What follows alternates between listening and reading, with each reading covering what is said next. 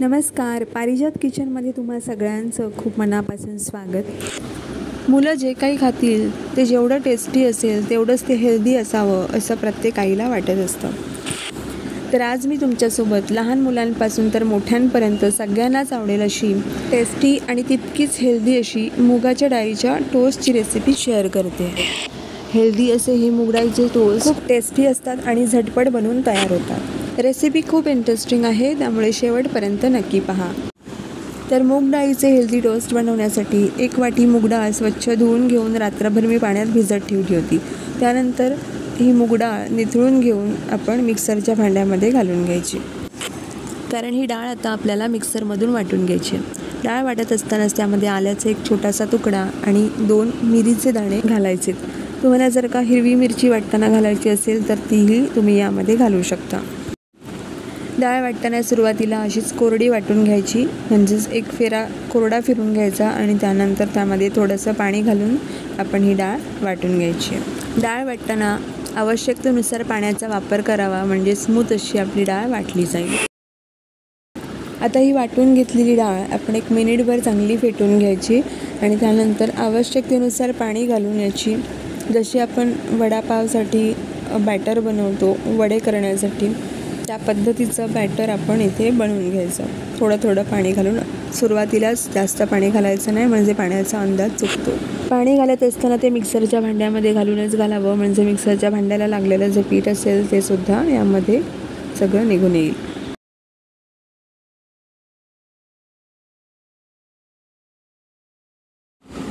तर हे बघा, इथे आपला बॅटर बनवून तयार आहे. डाळीच्या बॅटरमध्ये आता घालायचं आहे थोडासा बारीक चिरलेला कांदा, बारीक चिरून घेतलेली शिमला मिरची, सोबतच गाजर अशा प्रकारे किसून यामध्ये घातलेला आहे. तुमच्याकडे ज्या कुठल्या भाज्या असतील त्या तुम्ही अगदी बारीक चिरून यामध्ये घालू शकता.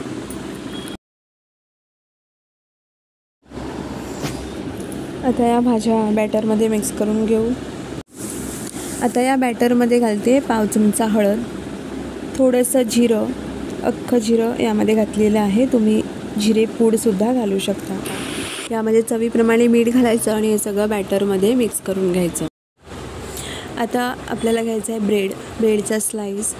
तर इथे मी गव्हाचा ब्रेड घेतला आहे, तुम्ही मल्टीग्रेन ब्रेडसुद्धा यासाठी वापरू शकता.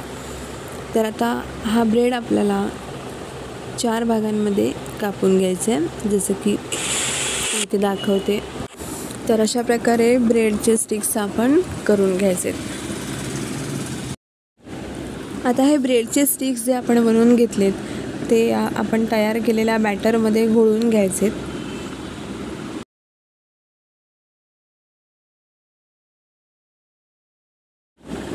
याचवेळी मी पॅन गरम करत ठेवला आहे आणि पॅनमध्ये थोडंसं बटर लावून घेणार आहे आणि त्यानंतर ब्रेडचे जे आपण स्टिक्स करून घोळून घेतले होते बॅटरमध्ये मूग डाळीच्या, ते पॅनमध्ये अशा प्रकारे घालून घ्यायचे. आता यांना आपण दोन्ही बाजूने शेकून घेत उलटपलट करत मस्त असे टोस्ट करून घ्यायचे. आणि यावेळी गॅसची फ्लेम लो ठेवायची, म्हणजे जी डाळ आहे ती अगदी छान आतपर्यंत शिजेल, चांगली फ्राय होईल आणि त्यामुळे हे जे स्टिक्स आहेत ते मस्त असे कुरकुरीत होतील. खाताना खूप मस्त लागतात हे टोस्ट, अगदी कुरकुरीत असे. लहान मुलांनाच नाही तर मोठ्यांनासुद्धा आवडतील असे हे टोस्ट आपले बनवून तयार होतात आणि जितके टेस्टी लागतात तितकेच हेल्दी असल्यामुळे तुम्ही नक्की ट्राय करा, तुम्हाला नक्की आवडतील. टोस्ट करत असताना आवश्यकतेनुसार बटरचा वापर करावा.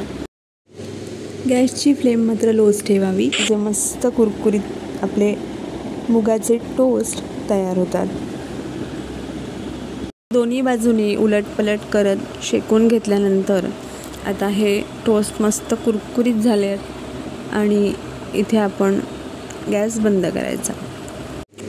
मूग डाळीचे हे पौष्टिक टोस्ट चटणीसोबत, दह्यासोबत, केचपसोबत, कशाईसोबत अगदी मस्त जमून येतात.